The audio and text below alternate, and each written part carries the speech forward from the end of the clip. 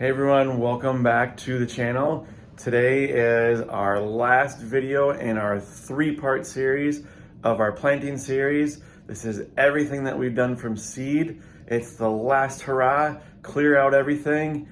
Here we go.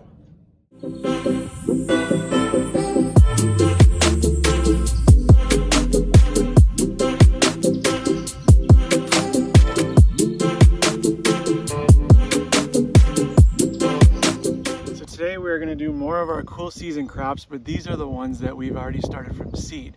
So our Brussels sprouts, our broccoli, and our cauliflower. We're going to space these about 1 to 2 feet apart.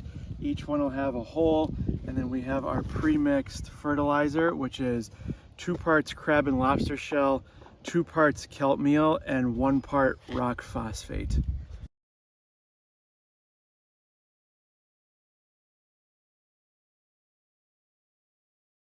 Here is how I make our all-natural organic fertilizer. I use Neptune's Harvest crab and lobster shell, Neptune's Harvest kelp meal, and Down to Earth's rock phosphate. So to mix this, I take a half cup measuring cup and do 2 scoops of crab and lobster shell, 2 scoops of kelp meal, and 1 scoop of rock phosphate.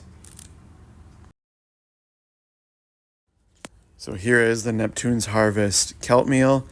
Again, 2 scoops of this. And then finally, 1 scoop of the rock phosphate. And at the end, just mix it up. I will repeat this process until that 1 gallon ice cream pail is completely filled up, and we will use all of that. You're going to take 1 handful and throw it in each hole, mix it up, and then take one of your plants, like so. And so we have 3 in this one, so we're going to tease these apart a little bit. And 1 goes in. And cover it up, good press down, and we're good to go.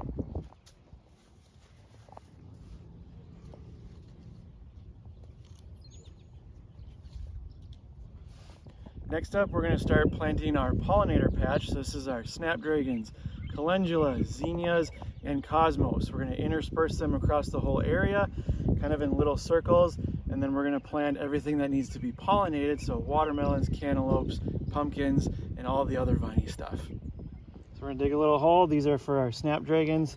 You can thin these out, but we're just going to see what happens, and we're just going to take all these plugs, 12 of them that we have, and just plant them in a circle and see what grows.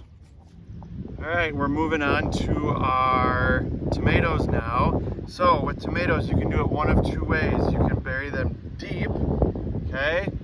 If you don't have a deep enough hole, you can bury them in a trench this way. So what I did is we dug out probably about 1 foot to 1.5 feet. What we're gonna do is we're gonna take our fertilizer mix, okay, that I showed you previously in this video. We're gonna go 2 handfuls in each hole, stir it up, take our tomato out of this solo cup, and then what we're gonna do is we're gonna place it like this, and anything that's below the soil, we're gonna take all these off. So the reason why we wanna bury it deep is all along this stem, a tomato will start sprouting new roots or new feeder roots to feed the supporting plant above. So if you bury it deep, like we did with our seedlings, as we kept adding more soil, it's gonna have a robust root system and then just have a ton of fruit on it. If you don't have a nippers, you can just pinch these off with your fingers as well. Okay, so we're gonna sit here. We got some growing down here too.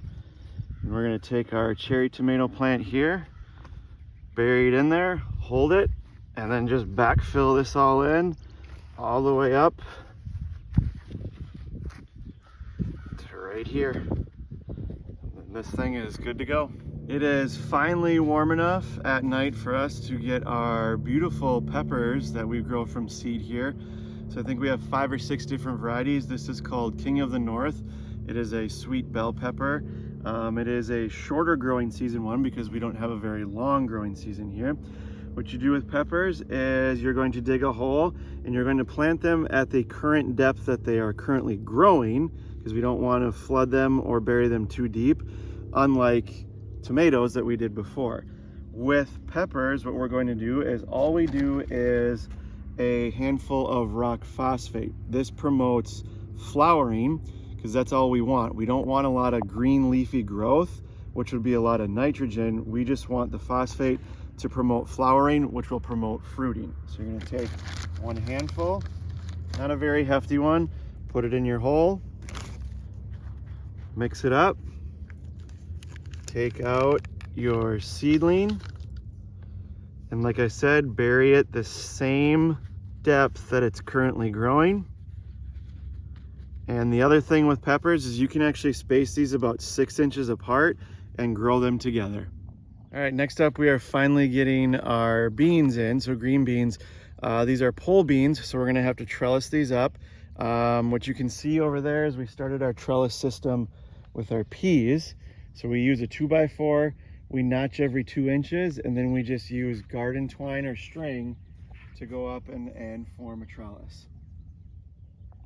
And these are 1 to 2 inches on their depth, and then 1 to 2 inches on their spacing. All right, next up, we are trying something new this year, and we are going to trellis our cucumbers. And so what we're gonna do is we're gonna plant 3 on each side, and this is just a cattle panel that's cut in half with 2x4s with some door hinges on top. So we'll do 3 holes on each side of our 2 different varieties of cucumbers. We have a pickling cucumber and then just a bigger salad cucumber that we're growing as well. All right, these are our pickling ones, and we're gonna do 4 to 5 seeds per hole, and then we'll thin to the best 2 plants so it can trellis up the cattle panel here. So I'm gonna get my whole chunk of seeds here. 2, 3, 4, and 5. And the depth is about a 1/2 inch to 1 inch. All right, one of our next crops is gonna be a winter squash. So this is a long growing season one. Takes about 90 to 100 days. So this is like your butternut squashes. This is called the Honey Baby Hybrid. Just like we planted our cucumbers, we're gonna go 4 to 5 in each hole and then thin out. Continuing with our warm weather crops that we're gonna get in the ground, we're gonna be growing 2 different kinds of watermelon. This one is a Sweet Baby Hybrid. There was only 10 seeds, so we're gonna do 4 in our holes. So a hole there and a hole there, and then we're gonna do another one with our other, which is I think is a Triple Crown Hybrid, there and there.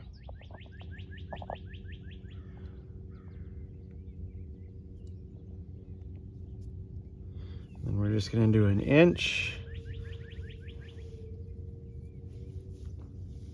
We got nice wet soil because it's been a rainy last couple of weeks. 1 to 1/2 inch deep. And then we'll move over to the next one over there and do the exact same thing. Keeping with our warm season crops, we have our 2 different cantaloupes or muskmelon, whatever you want to call them. This one is our Infinite Gold that we grew last year, and this one is a Heart of Gold. Similar to our watermelons, 1/2 inch to 1 inch deep, 3 to 5 seeds per hole, thin out to the best ones. So we're gonna plant them here, here, and all over the place.